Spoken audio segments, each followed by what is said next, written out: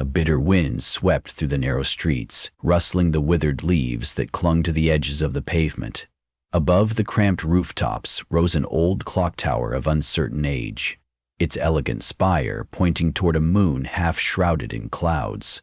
The building stood atop a small rise like a solitary sentinel, silent except for the clock's dreadful habit of chiming off schedule. No one could pinpoint just when its disagreement with time had begun. Some claimed it went wrong after a lightning strike decades ago. Others whispered about hidden curses and misdeeds darkening the tower's walls. Either way, over the years, it had acquired a reputation, especially among those grappling with regret.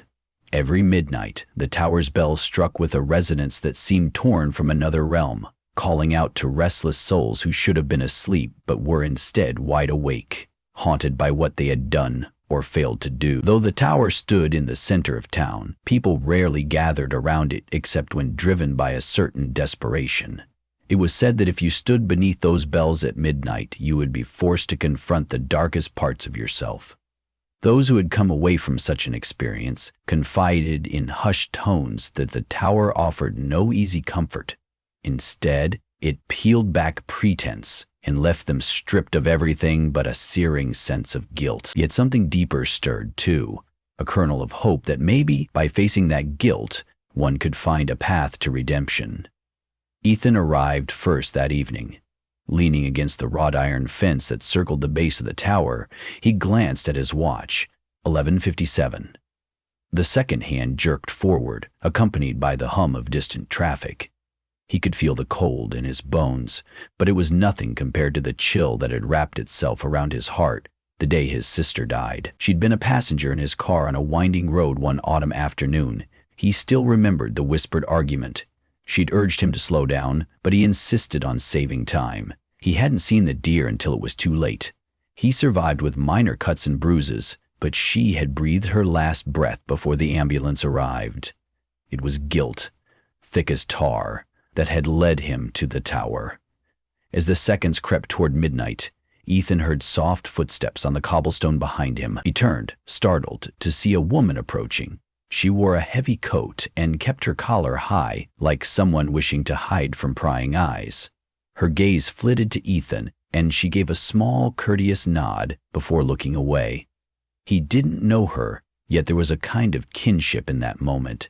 Two strangers on the edge of a precipice, bound by a compulsion to stand beneath a bell that never chimed on time. Her name was Claire, though she didn't offer it up right away. Guilt pressed on her without pause. She lived with it daily, the memory of signing a piece of paper that gave up her daughter to someone else's care. She'd been 20 years old, frightened, financially unstable, and entirely unprepared to be a single parent. The social worker's pen hovered over the document, and Claire, choking on self-hatred, had given her child away. Each time she thought about searching for her daughter, she was paralyzed by the terror of being rejected. The tower's silent call had become impossible to ignore. The rumor that standing beneath those bells dredged up anguish was exactly why Claire had come. She needed to confront her guilt, even if it tore her apart. They remained in tense shared silence until 11:59. Ethan checked his watch. Dread mingling with anticipation, usually the tower's clock was behind by a minute or more, sometimes ahead by nearly 5. That was the essence of its bizarre nature. It never chimed precisely at midnight. It always broke the hush at some uncanny moment. People called it the Devil's Minute, or the Lost Minute, as though each ring reached into the unknown and snagged souls from time itself. The final minute felt stretched to infinity, each ticking second like a hammer blow. At last, the clock struck, once, twice, thrice, leaping ahead of the official time by nearly 90 seconds. The clang reverberated through the cold air, awakening a sense of dread in Ethan and Claire so profound that they each took a stumbling step backward. The ground trembled beneath them, or so it seemed, as if the tower's foundation had shifted on the rickety scaffolding of regret that undergirded their heart. When the sound receded, Ethan found himself dizzy, breath labored. He looked up, confused to see that the moonlit sky had darkened further, the wind churning the clouds. Claire was trembling, tears forming in her eyes. Neither spoke. They both sensed that something else was out there, invisible but potent. The fleeting moment of the bell's chime had raked across their souls, forcing them to remember. For both, images from their past came in painful flashes. Ethan's sister crying out as the car spun into the guardrail. Claire's infant daughter wailing in the arms of a social worker. Then, just as quickly, the memories were gone, but they left behind a raw ache. A figure emerged from the shadows. A man clad in a dark overcoat, posture rigid, knuckles ghost-white from clutching a leather-bound Bible. His name was Father Andrew. Once seen as the moral anchor for the local parish, he had gone astray when confronted with his own inner demons. An affair with a parishioner he had been guiding, followed by a cascade of lies to cover it up, haunted him every time he recalled the gentle trust in that woman's eyes. It had become too much to carry, and he sought a sign, any sign, that might absolve him of the sin he was certain had severed his connection to the divine. The off-kilter ringing of the tower had beckoned him like a confessional booth that existed outside normal moral codes, where time itself was uncertain enough to cradle confessions differently. He spotted Ethan and Claire, hesitating before stepping closer. With a quiver in his voice, Father Andrew offered a curt greeting, as though he wasn't entirely sure they were flesh and blood. The hush of the night surrounded them, the only hint of movement coming from the wind flicking bits of trash along the cobblestone. Minutes passed while they waited for something to happen again, each of them half hoping and half dreading another clang of the bell. Nothing came. Stillness weighed on them. Claire was the first to speak. "We're all here for a reason," she ventured, her eyes darting from Ethan to Father Andrew as if searching for confirmation. No one answered immediately, so she stared up at the tower, its clock face faintly illuminated by a flickering streetlight. She thought she could make out the outline of the massive bell inside, swaying gently in a motion that shouldn't have stopped so abruptly. What reason, she wondered, would a place like this have for collecting souls burdened by guilt? The question shuddered through her. Ethan said quietly, "I needed to stand here, to face something I've tried to bury." He glanced at Claire. "It's about my sister." A tear slipped down Claire's cheek. "My daughter," she whispered, as if that explained everything. They turned to Father Andrew, who bowed his head, clasping his hands around the worn leather of his Bible. "I have sinned against my vows. I can't look at my congregation, let alone myself, in the mirror anymore."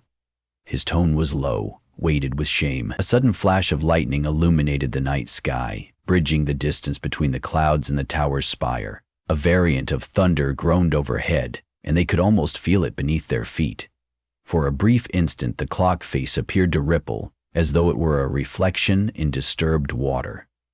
A wave of dizziness overtook them, and each staggered in place, hearts hammering, minds struggling. They were unable to differentiate between reality and the illusions that raced through them. It was during that frantic moment that another person arrived, a woman who walked as though trying to outrun a personal storm. Harriet had a stoic face carved by lines of sorrow. She'd grown up in the town, but for the past 20 years had lived in self-imposed exile in a distant city, returning only to bury her father. In the quiet of his passing, Harriet had been plagued by the guilt of withholding crucial evidence in a long-ago disappearance case, an omission that might have saved an innocent man from going to prison. She had been too frightened to speak up at the time, not wanting to get involved or risk the wrath of the real culprit, but her silence had gnawed at her relentlessly. She seemed almost in a trance, eyes fixated on the tower. When she finally noticed the others, she gave a startled jerk of her head, nearly dropping her small purse. The group stared at one another, an unspoken understanding thickening the air.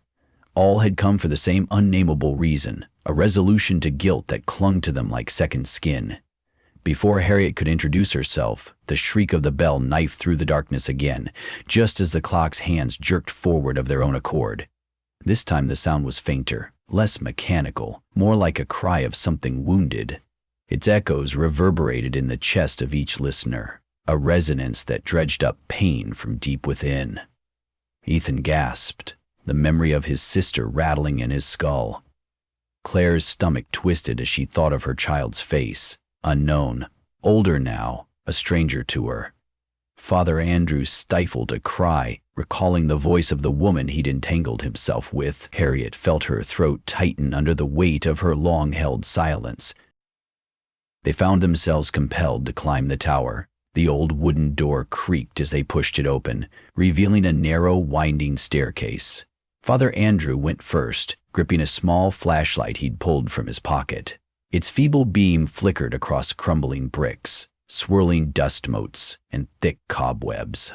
The steps groaned in protest with each footfall, as if wanting to expel these guilty intruders. The air grew stifling, tasting of mildew and regret. Halfway up, Ethan nearly lost his balance as the bell tolled once more, this time so abruptly that it seemed to emanate from within the tower's walls. He felt a sudden push in the small of his back, and turned, startled, to see only the others behind him. Nobody had touched him. They all shivered. At the top of the steps lay a cramped landing, where a rusty iron gate separated them from the bell chamber. They stared through the bars at the massive bell. It was shaped like any other bell, but something about it felt alive. The surface looked pitted and tarnished, lines of greenish corrosion dripping like tears. Each time it swayed, it did so with a clandestine power that seemed unrelated to the outside wind. Father Andrew raised his flashlight. "We should leave," he hissed, but even he didn't move, as if his feet were glued to the stone floor. Claire mustered the courage to speak. "I don't think we can leave until we face whatever's driving us here." Ethan reached up, his fingers gripping the cold metal of the gate. "Why does it do this? Why does it call us?" Harriet swallowed, her voice shaky. "Because it knows our hearts." They stood there in horrified awe as shadows curled around the rafters like black serpents. Another boom of thunder shook the tower. The flashlight flickered, then died. In the pressing dark, Father Andrew muttered a frantic prayer under his breath. Then the bell began to sway again, preparing to chime. Each pendulous swing felt like the heartbeat of some ancient entity, slow and inexorable. When the toll came, it was as though the entire city vanished. No more buffeting wind, no distant car horns, just four people suspended in a dense, echoing night, confronted by their personal illusion. The illusions came all at once, weaving in and out of each other, as though the tower's interior had become a stage for a surreal performance. In front of Ethan appeared his sister, draped in the clothes she'd worn on the day of the crash. Her face was stained with tears. She didn't speak, but he could read the accusation in her eyes. "You were reckless." Her mouth moved slowly, forming silent words. Ethan flinched, his body shaking as shame coursed through him like a toxic flood. Claire's vision was a child, a faceless girl with a small teddy bear. The child stood just beyond her reach, arms outstretched as if seeking comfort. When Claire took a step forward, the girl receded into a swirling haze. Claire's heart pounded, and she let out a strangled sob, desperate to see her daughter's face, to know her expressions, to hear her voice, but all she heard was the foreboding ring of the bell. Father Andrew confronted the figure of the woman with whom he had betrayed his vows. She walked toward him in a slow, dreamlike gait, wearing a mournful expression. She touched his cheek and mouthed the question, "Why did you abandon me?" The echo of disappointment that flickered in her eyes was unendurable. He wanted to cry out, to proclaim that weakness had overtaken him and that he yearned for forgiveness, yet no sound left his throat. Harriet was racked by an image of a man standing behind steel bars, eyes hollow, grasping at them in desperation. She recognized him from decades ago, the unfortunate suspect who'd gone to prison for a crime he didn't commit, all because she had discovered evidence but kept it hidden. He mouthed the words, "Why didn't you speak?" Harriet collapsed against the rail, tears spilling down her cheek. The illusions converged and multiplied, creating a labyrinth of dread around them. The tower was no longer just a physical structure. It was an extension of their collective guilt, an arena where each was forced to wrestle with the darkest corners of conscience. A horror swelled in their chests, as though the tower's bell was forging tighter and tighter chains across their hearts. In perfect unison, they all screamed. The illusions dissolved like mist, but the guilt remained throbbing and raw. Slowly, the normal sounds of the night returned, the sigh of the wind, the patter of drizzle against the tower's outer walls, the faint hum of passing cars many streets away. The clock face blinked back to reality, its irregular hands marking a time that made no sense, 12:10, though by their reckoning it should have been far later, or perhaps not even midnight yet. Father Andrew's flashlight sputtered back to life, revealing them all on the cold floor, trembling and spent. Harriet's voice was the first to break the near silence. "We've seen what we must do," she said, coughing out the words. "I can't let someone remain wrongfully condemned any longer. Even if it's too late to save him from the lost years, I can at least clear his name." Her eyes, spangled with tears, were ablaze with an urgent resolve. Ethan, his body still shaking, nodded. "I owe it to my sister to live responsibly. It wasn't just an accident. I was careless. I have to own that. I'll tell my parents the truth about how it happened, and maybe do something good, in her name, something that honors a life I cut short." Claire closed her eyes, inhaling sharply. "I can still search. My daughter is out there, somewhere. Maybe she hates me, maybe she doesn't, but I can't run from that guilt anymore. I owe it to her, and to myself, to at least try." They all looked to Father Andrew, who pressed the Bible to his chest. "I violated my most sacred vow. I think I must confess it openly to my bishop and to my congregation, no matter the consequences. Only then can I stop hiding." A tangible shift in the room followed his words. The air felt fractionally lighter. The massive bell gleamed in the beam of the flashlight, an inscrutable sentinel that had overseen their confessions. Father Andrew tentatively placed a trembling hand against the iron gate. "Perhaps redemption lies not in burying sin, but in confronting it," he murmured. "This tower forces us to see what we've done." Ethan helped Claire to her feet, and Harriet rose as well. Slowly, they filed down the winding staircase, Father Andrew leading with the flashlight. Outside, the storm had lessened, giving way to a gentle drizzle, sparkling in the hazy glow of the streetlights. Overhead, the clouds had begun to drift apart, revealing a slice of moon. The old clock face was partially illuminated, and they could see the hands twitch and stutter, out of step with the natural flow of time. They gathered at the base of the tower, a cluster of weary souls who had braved their darkest truths. For a moment, none of them moved or spoke, letting the gently falling rain wash some of the sweat and tears from their faces. Each was thinking the same thought. Did the tower's out-of-sync clock represent the torment of a guilty conscience, always out of alignment with the rest of the world? Ethan broke the silence. "I feel like something changed in me up there," he said, voice tight with residual tension. "I still hurt, but there's a new possibility, like I can choose to make amends." Claire gazed at the distant city lights. "Me too," she whispered. "Every year on my daughter's birthday, I drown myself in self-pity, but next time, I'll try to find her instead." Though her expression remained troubled, there was a measure of determination in it. Father Andrew looked to Harriet. "And you? Will you speak on that man's behalf?" Her nod was immediate. "Tomorrow, no more waiting," she promised. Her gaze flickered to the tower. "I'm sorry it took me so long." They stood for another minute, uncertain whether the tower might summon them again with its off-kilter chant, but the bell remained silent, as if concluding that this night's revelations were complete. The wind died down, the drizzle faded, and one by one they started away from the tower. Their steps were tentative, but brimming with newfound responsibility. Ethan walked in the direction of the highway, already mentally preparing for the conversation he needed to have with his parents and friends.